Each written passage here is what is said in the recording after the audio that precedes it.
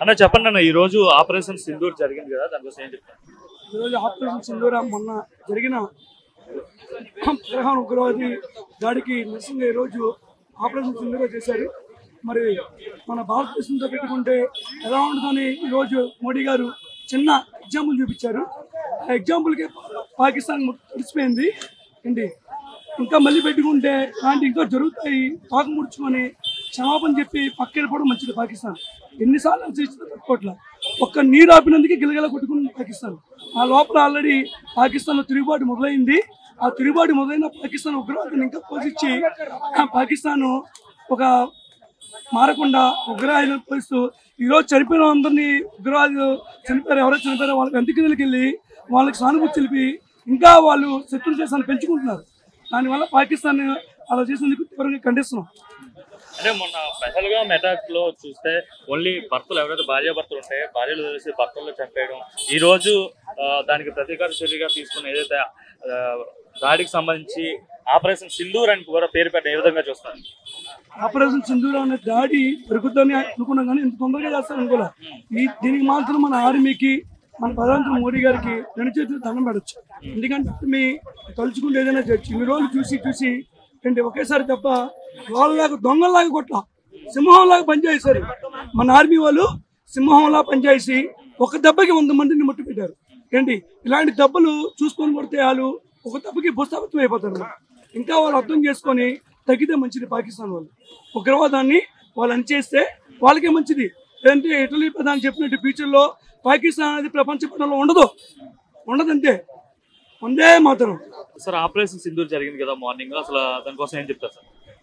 మనకి గత నెలలో ఏదో జరిగిందో 26 మంది అమాయకులైన అక్కడ పర్యాటకుల మీద దాడి జరిగింది. ఎలాంటిదంటే కాశ్మీర్లో ప్రస్తుతం కాశ్మీర్లో 2019లో 370 ఆర్టికల్ రద్దు చేసిన తర్వాత కాశ్మీర్లో అప్పటిదాకా యువకులు రాళ్ళేసే పనిలో కానీ ఉగ్రవాద కార్యక్రమాలు, తీవ్ర కార్యక్రమాలకి వాళ్ళకి మద్దతుగా ఉన్నారు. కానీ ఇప్పుడు వాళ్ళకి చదువుకుంటున్నారు, పర్యాటక అభివృద్ధి చెందింది, వాళ్ళకి ఆదాయం వస్తుంది, ఉద్యోగాలు వస్తున్నాయి. అలాంటి పరిస్థితుల్లో కాశ్మీర్లో ఉద్రిక్తతలను నెలకొల్పి కాశ్మీర్ యొక్క అందాలని అక్కడ ఇంకెవరు రాకుండా ఆ కాశ్మీర్ పూర్తిగా ఉగ్రవాద దేశంగా పాకిస్తాన్ కలుపుకోవడానికి ఒక ప్రయత్నంగా వాళ్ళు దాడి చేయడం ప్రారంభించారు. వాళ్ళు చేసిన పని ఏంటంటే ముఖ్యంగా అందరినీ కూడా మతం అడిగి ముస్లింలు కాని వాళ్ళని చంపేసి, అలాగే పురుషులు చంపి మహిళలకి మీరు కావాలంటే వెళ్ళి మోదీకి చెప్పుకోండి, మేము ఏదైనా చేయగలం, మీ దేశం ఏదైనా చేయగలని చెప్పి ఒక ధైర్యంగా వాళ్ళు ఒక పొగరుగా సమాధానం చెప్పారు. దాన్ని ఆ 26 మంది మహిళలు మోదీ గారు చెప్పారు, మోదీ గారు విన్నారు.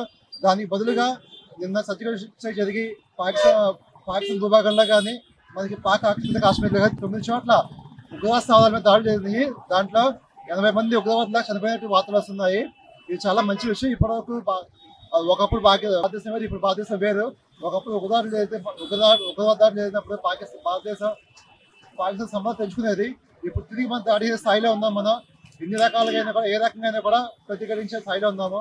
మొన్న ఈ మధ్య ఒక ఎంపీ సోషల్ మీడియాలో ఒక ఎద్దేవా చేశారు. ఎలా అంటే రాఫెల్ యుద్ధ విమానాలకి నిమ్మకాయలు, పచ్చిమిరపకాయలు కట్టి వీటిని దిష్టి చేయగలదా, మాకు ఉపయోగించేది లేదా అని దానికి బలంగా మన మోడీగా సమాధానం చెప్పారు. ఎట్లా అంటే అదే రాఫెల్ యుద్ధ విమానాలతో మనకి ఈరోజు పాకిస్తాన్ భూభాగంలోకి వెళ్ళి మరీ కూడా అక్కడ ఉగ్రవాద సమాధానం మీద దాడులు చేసి తిరిగి వచ్చారు. తిరిగి ఏ ఒక్క సైనికులు కూడా, ఏ ఒక్క ఎయిర్ ఫోర్స్ ఉద్యోగులు కూడా ఎవరు గాయపడకుండా తిరిగి రావడం జరిగింది.